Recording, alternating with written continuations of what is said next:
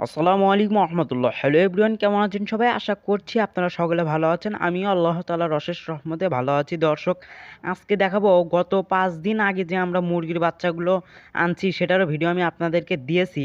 তো সেই মুরগির বাচ্চাগুলো আমি আনার পর আমি 5 দিন পর আমি দেখলাম যে বুডিংয়ে তো এতদিন তো রাখলাম, দেখি আমি 350 থেকে 300 ওয়াটের লাইট দিয়েছি, লাল লাইট।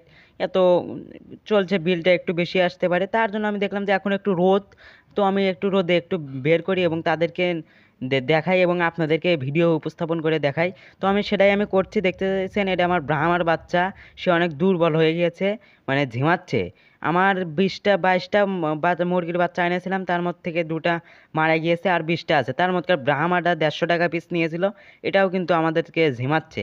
আল্লাহ তাআলা যা আমাদের কপালে রাখবে সেটাই থাকবে। আর আমার যে দেখতে পাচ্ছেন এই যে 20টা মুরগি এখানে রয়েছে দেশি, তো দেশির বাচ্চাগুলো আমার থেকে নিয়েছিল 40 টাকা পিস। সেদিন আমি হয়তো বলতে পারিনি দামটা, তো যাই হোক নিয়েছে। তো আমি এবার আসলাম গরুর গোয়ালে। দেখতেছেন আমার গরুটা আমাকে দেখে কেমন করছে, লাফালাফি করছে। তো আমরা ওকে খড় এবং ঘাস খাওয়াচ্ছি মিক্স মিক্স করে, এবং ছাগলের পাতাটা বেঁধে দিয়েছি।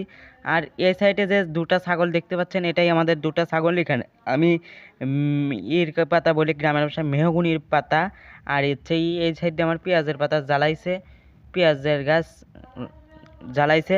তো এটা আমাদের কোয়েল পাখি দেখতেছেন, এখানে 8টা কোয়েল রয়েছে। এটা নিয়েও আমি আপনাদেরকে অনেক ভিডিও দিয়েছি। তো দেখতে পাচ্ছেন এই যে 8টা কোয়েল 2টা খাঁচায় রেখেছি, এবং এটি হচ্ছে আমাদের মুরগির শেড। তো আমি এই মুরগির শেডের ভিডিওটাও কিন্তু আপনাদেরকে দেই। আর এটি হচ্ছে আমার হ্যাসিং করা মুরগির বাচ্চা, এটিকে আমরা হ্যাসিংয়ে দিয়েছি, অর্থাৎ তার থেকে আমরা বাচ্চা ফুটাবো, বাচ্চা ফুটানোর জন্য দিয়েছি। তো এটা হচ্ছে এইগুলো এখান থেকে আমাদেরকে 2টা করে ডিম দেয়। ওই যে একটা ডিম পেড়েছে, আর ওটা প্লাস্টিকের, আর একটা ডিম দিয়েছে। আর দেখতে পাচ্ছেন আমার এখানে 9টা মুরগি রয়েছে, সোনালি 4টা এবং দেশি 5টা।